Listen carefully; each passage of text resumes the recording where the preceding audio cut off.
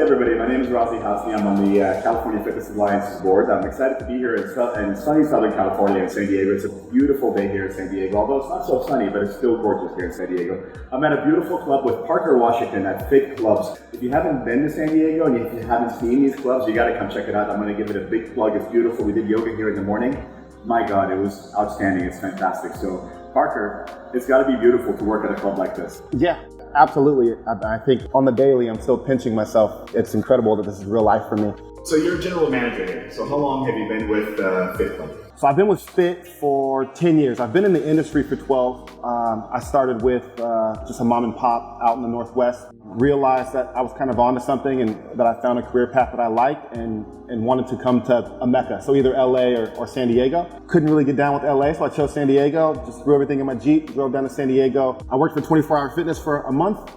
And that was an amazing experience. Met some really cool people. And then I found Fit, and immediately, as soon as I walked in the door, I knew that was the place for me. Fantastic. Did they always have this club here? Because this is a gorgeous facility. Was this new or? Yeah, so I started with the company in 2011. At that moment, we just had our one location in East Village, which we consider our flagship location. That location is like 46,000 square feet. Huge. It's right by the baseball diamond by Petco Park. So I worked there for, I'd say, maybe 4 or 5 years before we opened up our 2 other locations at that moment. Fit Athletic is your quintessential big box gym. So everything. I'm talking executive locker rooms with saunas, steam rooms. A lot of our locations have pools and jacuzzis. We offer complimentary classes that are included with your membership. A lot of our locations offer up to 100 classes a week, and that's everything from yoga to spin, your standard group aerobics. Yeah, so at my location here, I have 65 employees, and that's pretty much spread between 4 departments. Those are full-time people, part-time? Yeah, full and part-time. Group X is going to be mainly part-time. A lot of the other employees are all full-time. Yeah. What's the number one thing they look for when they're hiring? Just a good person. And I think that's for most businesses in the interview process. That's kind of where everything starts. And then from there, obviously, we're looking for other intangibles. We want to make sure that people are well versed on their science. If they're a personal trainer, we want to make sure that our membership consultants are able to hold a friendly conversation with an individual, and so on and so forth. What is the most common misconception that people have about Fit Athletic and the numbers that come here at Fit Athletic? I mean, there's a ton of them. The first one that comes to mind is that just gyms in general, there's this stigma that it's just hardcore salesy environments. When you walk in, you're not gonna be able to leave unless you buy a membership. And I think, years ago, 20 years ago, that's kind of how this industry was built, but it's evolved so much from then. Now it's way more centered around service. It's way more centered around the individual that's in front of you and doing whatever you can to help that person, especially here at Fit. When a new member walks in the door, it's not about trying to sell that person anything. It's more about trying to build enough value in ourselves and the club to make that person feel comfortable enough to buy. I can attest to that. I walked in this morning on a day pass, which was free, so you can try out Fit Athletic. And it was a fantastic experience. I walked in, I wasn't felt pressured at all. They didn't know who I was. I didn't feel pressured at all. And I got to enjoy the club, take a yoga class, and I'm here, talking to you. So it was a fantastic experience, and I thought they did a great job. How do you motivate yourself to stay healthy? How do you motivate yourself to stay fit? What is it that when you wake up in the morning, you do something, you have a mantra that you repeat every day? It's the community. I just need a good community of healthy people around me. I've worked a desk job and it wasn't the healthiest environment. And that's a lot of the reason why I transitioned into fitness, is because I want to be around like-minded individuals that care about their health and fitness. And so being in an environment like Fit, it's really, really easy to find motivation. You look around and you're around a bunch of people that are extremely motivated to reach their health and fitness goals.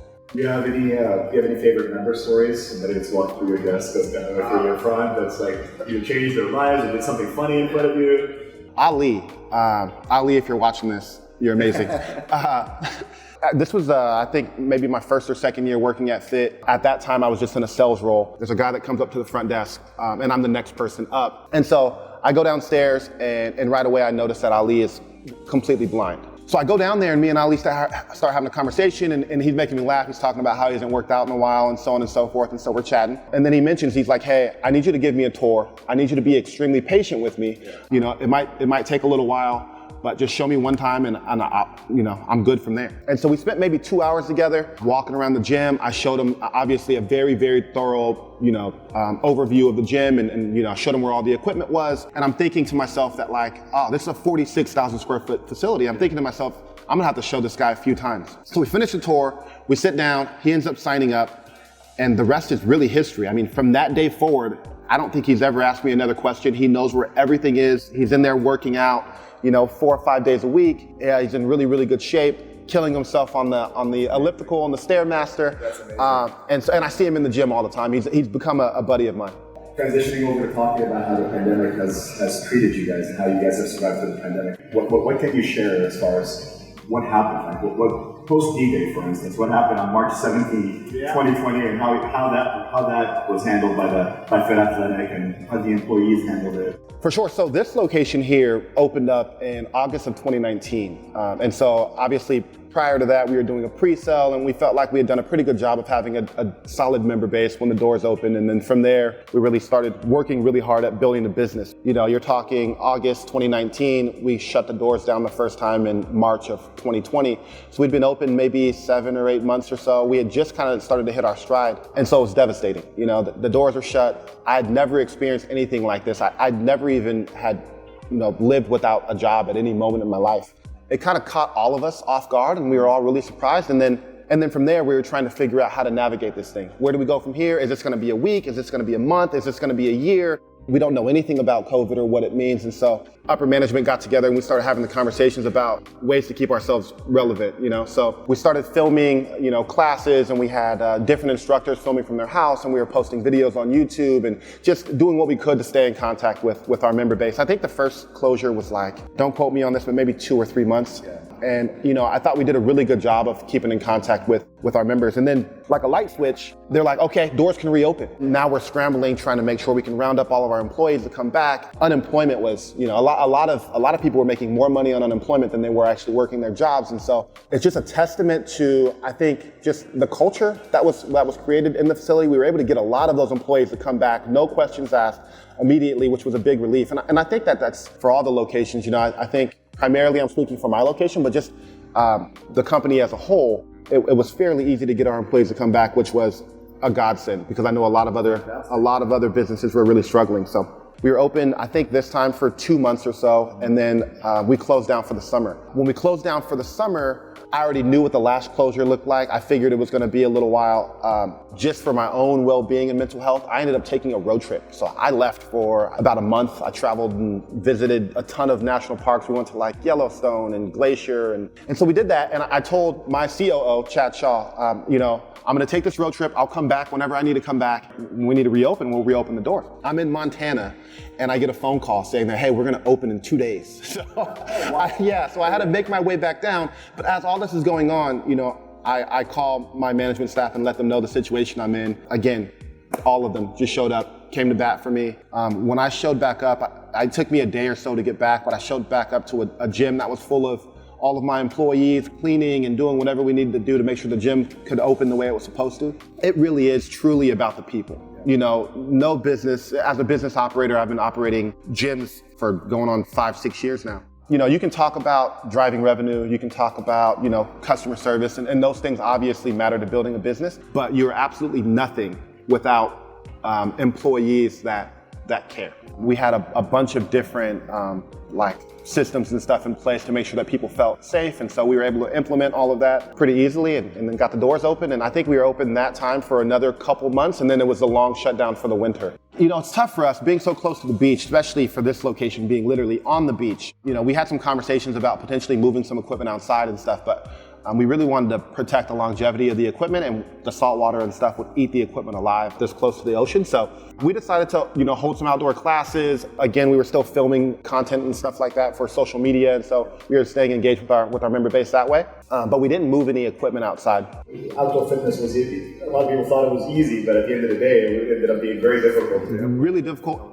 Yeah. And if you're thinking about the logistics, it wasn't. For sure. Yeah. No. Extremely expensive. What advice would you give maybe a trainer that's starting to get back into it, a personal trainer or fitness, or somebody who's trying to open a studio or a gym or whatever? I think the biggest piece of advice, and I kind of touched on this earlier, is just try to find it within yourself to to like legitimately care about the person in front of you. And these are strangers we're dealing with a lot of times, so it's a little difficult to get yourself to that place. But if you just start a conversation with someone and get to know them, you'll start to see that they're no different than anyone else, and we all have our ups and our downs and our struggles, and it doesn't matter what background you're from, it doesn't matter if you were an Olympic athlete or you're somebody that hasn't worked out in 10 years, there's still gonna be some insecurities, you're still gonna need some help. So my advice would be just, if you just genuinely listen to the person in front of you and care about their goals, the rest will come effortlessly. All right, we end each interview with a series of questions, personal, so answer to the best of you. Yeah. What's your favorite workout? Favorite workout, sports. I grew up playing sports, big basketball guy, so I'd say sports. And what kind of music do you listen to? Do you listen to music while you do sports? Is there something that resonates? So hip hop, I grew up on hip hop, but more recently, and I don't know why exactly, but it's more easy listening. Michael Bublé and Norah Jones. Yeah. If you had a superpower, what would it be? The ability to fly. Just so I could travel more. Yeah, that'd be cool. Please meet my next question. What's your favorite place to travel? I don't know that I've been to my favorite place to travel yet. Great answer. Yeah. So I'm still looking for it. Hopefully I can start flying soon. That's awesome. Yeah. But I spent 3 weeks with my fiance in Vietnam. We traveled the entire country. An amazing experience. Beautiful culture, beautiful people. And so it was a pleasure. If you had a favorite book or a favorite movie or anything else that you could recommend, what would it be? Favorite book, Viktor E. Frankl, Man's Search for Meaning. Viktor E. Frankl is a psychiatrist that lived through the Holocaust in the concentration camps. An amazing book. I recommend it to everyone. It's a really, really good read. Last question. If you were to travel across the country and you're stuck in a car with 4 hours with somebody, who would you want to take on the trip? I lost my dad when I was 19 years old, and so it would definitely be my father. And really just because I lost him at that age where I was just getting ready to start being able to have those adult conversations with him. Things just about like heritage and we weren't able to really have any of those conversations. That would give me some time to have those conversations. Parker, thank you so much for coming in today. Thank you so much for allowing us to experience your beautiful club here. Fit Athletic is a beautiful facility. Come check it out. California Fitness Alliance members. Thank you guys for joining us on this episode of the California Fitness Alliance, and we look forward to seeing you on the next episode. Parker, thank you so much. Thank you for having me. Namaste.